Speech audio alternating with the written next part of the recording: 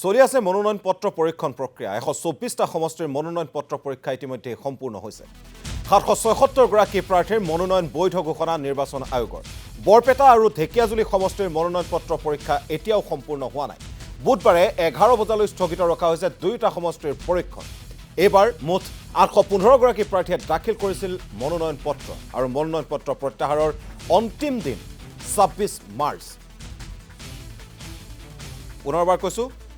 মনোনয়ন পত্ৰৰ পৰীক্ষণ প্ৰক্ৰিয়া চলি আছে 124টা সমষ্টিৰ মনোনয়ন পত্ৰ পৰীক্ষা ইতিমধ্যে সম্পূৰ্ণ হৈছে আৰু 776 গৰাকী প্ৰাৰ্থীৰ মনোনয়ন বৈধ ঘোষণা কৰিছে নিৰ্বাচন আয়োগে বৰপেটা আৰু ঢেকিয়াজুলি সমষ্টিৰ মনোনয়ন পত্ৰ পৰীক্ষা এতিয়াও সম্পূৰ্ণ হোৱা নাই বুধবাৰে 11 বজালৈ স্থগিত ৰখা হৈছে দুইটা সমষ্টিৰ পৰীক্ষণ আৰু এবাৰ মুঠ 815 গৰাকী প্ৰাৰ্থীয়ে দাখিল কৰিছিল মনোনয়ন পত্ৰ প্ৰত্যাহাৰৰ অন্তিম দিন 26 মাৰ্চ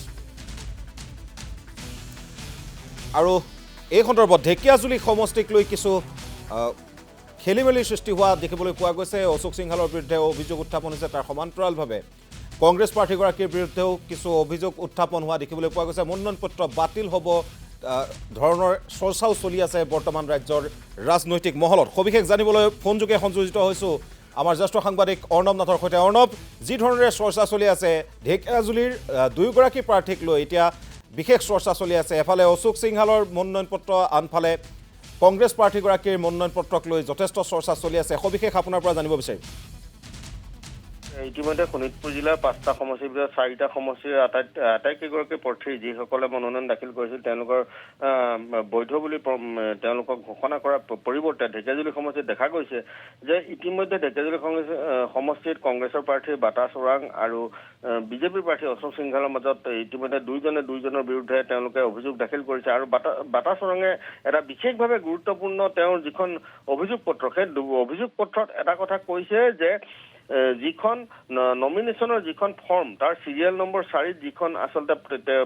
প্ৰাৰ্থীগৰাকীয়ে বিজেপি প্ৰাৰ্থীগৰাকীয়ে ফটো সংলগ্ন কৰিব লাগে আৰু সেই ফটো সংলগ্ন কৰা নাই এনএক্সআৰ 3 যিখন আচলতে ফৰ্ম এনএক্সআৰ 3 ফৰ্মত প্ৰাৰ্থীসকলে তেওঁলোকৰ ফটো দাখিল কৰাটো নিৰ্বাচন আয়োগৰ ওচৰত ফটো দাখিল কৰাটো বাধ্যতামূলক আৰু তেওঁ লগতে অভিযোগ কৰিছে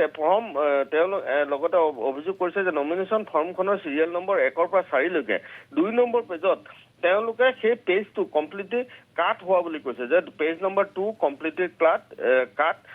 দিছ পেজ বুলি কৈছে আৰু একেধৰণে নমিনেশ্যন ফৰ্মৰ 1 পৰা 4 ভিতৰত 3 নম্বৰ পেজটোত সম্পূৰ্ণৰূপে এটা পেৰাগ্ৰাফ কাটি দিয়া হৈছে বুলি কৈছে আৰু তেওঁ লগতে অভিযোগ কৰিছে বাটা চোৰাঙে যে চিৰিয়েল নম্বৰ 2 যিখন আচলতে অসম ৰাজ্যৰ যি নাম লিখিব লাগে তাত ৰাজ্যখনৰ নাম লিখা নাই মন্ত্ৰী অশোক সিংহালে মনোনয়ন পত্ৰত এনেধৰণৰ অভিযোগ লৈ বাটা চোৰাঙে ইতিমধ্যে তেওঁ অভিযোগ পত্ৰ নিৰ্বাচনী বিষয়াৰ ওচৰত দাখিল কৰিছে আৰু সমান্তৰালভাৱে অশোক সিংহালেও এখন অভিযোগ পত্ৰ দাখিল কৰিছে নিৰ্বাচন আয়োগৰ ওচৰত বিশেষভাৱে 24 তাৰিখে দাখিল কৰিছে তেওঁ এটা কথা লিখিছে যে বাটা চোৰাং has been set up the election form 65 Dhekajuli LLC Indian Congress which is a recognized national party in the state of Assam আৰু তেওঁ লগতে আৰু এটা কৈছে যে 3 নম্বৰ পেজটোত বাটা চোৰাঙে কিছুমান তথ্য দাখিল কৰিছে য'ত সেইখিনি তথ্য আচলতে সম্পূৰ্ণ নহয় বুলি তেওঁ কৈছে আৰু কৈছে যে কলম যিটো কৈছে যে পেজ নম্বৰ 2 যিটো দ্বিতীয় পাৰ্ট আছে তাত যিখন টেবুল আছে সেই টেবুলত particulars of the proposaৰৰ কিছুমান কথা তথ্য তেওঁ সংলগ্ন কৰা নাই বুলি তেওঁ উল্লেখ কৰিছে কিন্তু এটা কথা নিশ্চিত যে ইতিমধ্যে আমি নিৰ্বাচনী বিষয়াৰ লগত কথা পাতিছিলো সম্পূৰ্ণ গোটেই বিষয়টো এতিয়ালৈকে নিৰ্বাচনী বিষয়ে গোটেই বস্তুটো তেওঁলোকৰ আয়ত্তত ৰাখিছে বা নিৰ্বাচনী আয়োগে গোটেই বিষয়বস্তু চালিজাৰি চাব কিন্তু এটা কথা এইখিনিতে উল্লেখ কৰিব লাগে যে বাটা চোৰাঙে যিখিনি অভিযোগ দাখিল কৰিছে যে নিৰ্বাচনী আয়োগক দাখিল কৰা যিখন মনোনয়ন পত্ৰ সেই মনোনয়ন পত্ৰৰ এনএক্সআৰ 3